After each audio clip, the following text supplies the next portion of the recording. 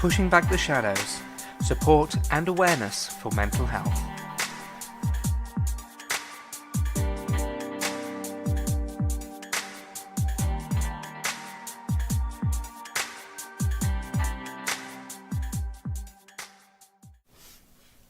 Hello and welcome to episode 55 of the Pushing Back the Shadows podcast. My name's Alex Davis and I'm the founder of Pushing Back the Shadows. Now this one goes out to the friends and the family members out there. The people who support others through mental health struggles. Okay? And it's all about the moment. You know, as I say all about the moment, I start thinking of Whitney Houston, give me one moment in time when I'm more than I thought I could be. When all of my dreams are a heartbeat away. And I can't remember the last line, to be perfectly honest with you. But you know the song that I'm referring to, that one moment in time. But this is a slightly different moment. You see, one thing that we as human beings are very good at is criticising. We criticise ourselves for things that we should or shouldn't be doing. We criticise other people, again, for things that they should or shouldn't be doing. And we are very good at being critical. We live in a culture where something doesn't go right, you make a complaint. Somebody does something that is kind of a slight against you. Oh, okay then, in that case, you sue them. We live in that kind of culture, be critical and then see how much we can get. We can be a very critical people. Now, one thing that friends and family members do, and this, I should say, is not all friends and family members, this is just some, is that they find it very easy to criticise our decisions that we make as mental health sufferers. Decisions to cancel plans at the last minute. Decisions not to go out at all. Decisions, you can argue with this one if you like, but decisions to self-harm. Because let's face it, we feel the urge, and we might not feel that we have much control over it. But to a certain extent, we are still making a decision, be it maybe subconscious. All the decisions, and people criticise. I had somebody once when I stopped going to my old church. I had somebody saying that I was choosing not to go. And in a sense, yeah, okay. Yeah, I was choosing.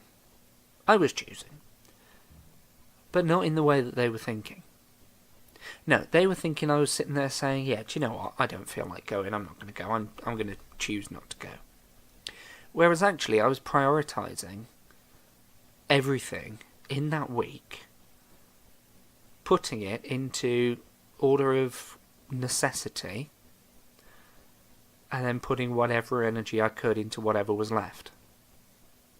So, okay, yeah, arguably I was choosing. I was choosing which was more important out of all the different options. But I wasn't choosing in the way that she thought. So I'm not talking about choosing here, I'm talking about the moment.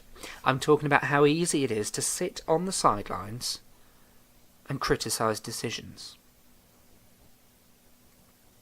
But there is one fundamental truth in this that friends, family members, you sometimes forget.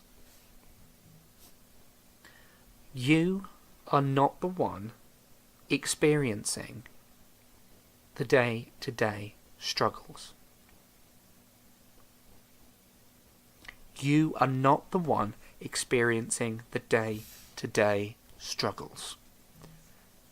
Now, yeah, I can hear your responses already, but Alex, I'm alongside this person every single day. I'm helping them with their struggles on a day-to-day basis. Well, guess what? You still do not experience everything on that day-to-day struggle because you're not inside their head. You don't know exactly how it affects them, exactly how it feels. Yeah, discussions can bring you quite close to that, but you don't know exactly.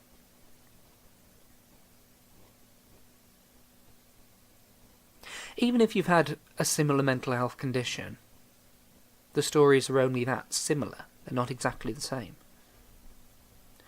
There are aspects that you might not understand. So let me tell you this. Until you reach that moment, and really, I hope you never do, because the kind of moments I'm referring to, they're not pleasant. When you've got absolutely no energy to do anything. You can't even get yourself out of bed in the morning.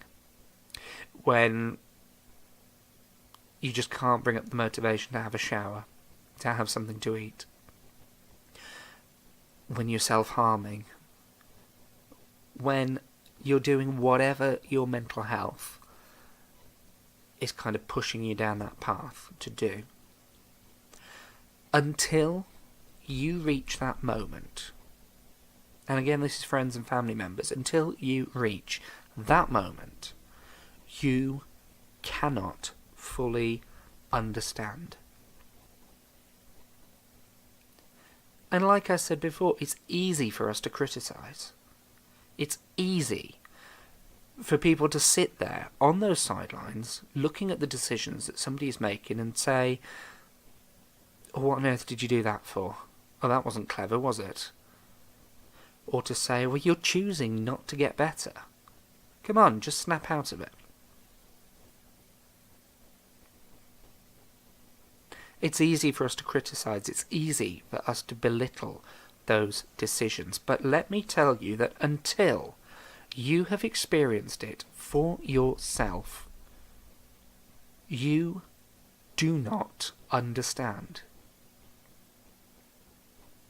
And I'm going to go one further there. If you do not understand, then you definitely do not have the right to criticise.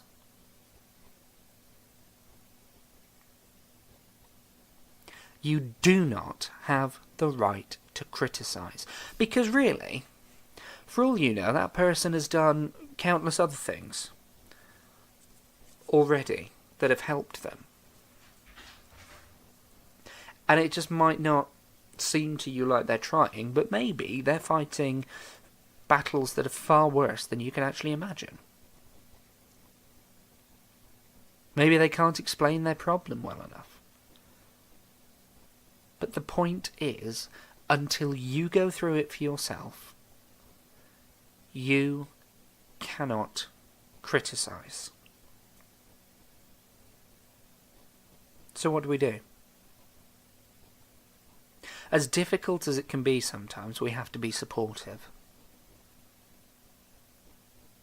A listening ear. A comforting presence. You have to make yourself a safe space for that person.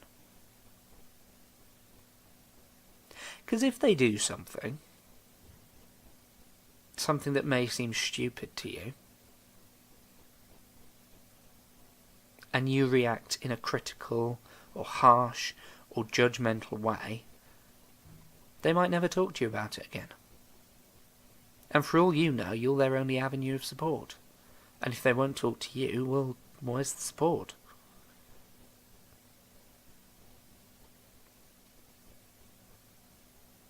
When I first started self-harming, I reached out to a friend.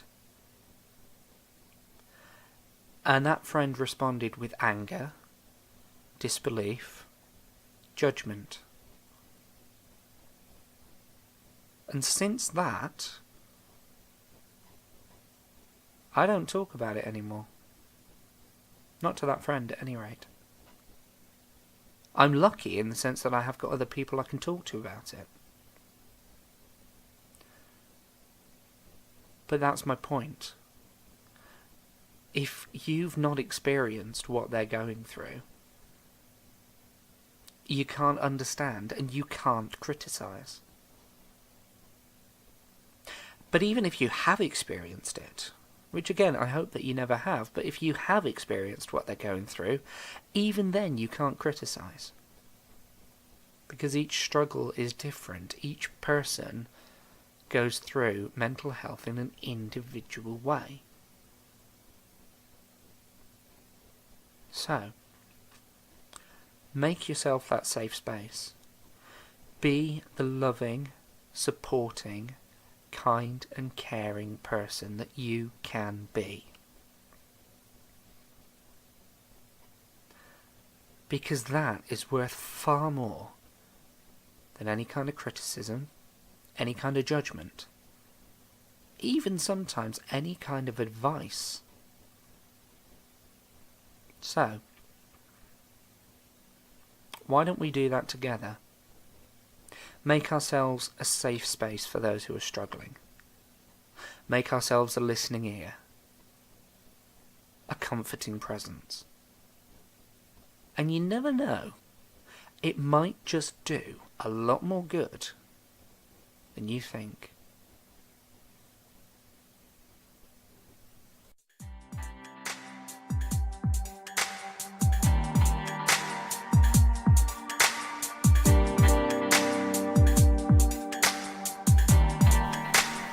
You've been listening to Pushing Back the Shadows. To find out more, head over to pushingbacktheshadows.com and hit subscribe to get all of our latest updates straight to your inbox. Alternatively, connect with us on Facebook, which is facebook.com/AlexDavisPBTS, or you can visit us on Twitter at AlexDavisPBTS.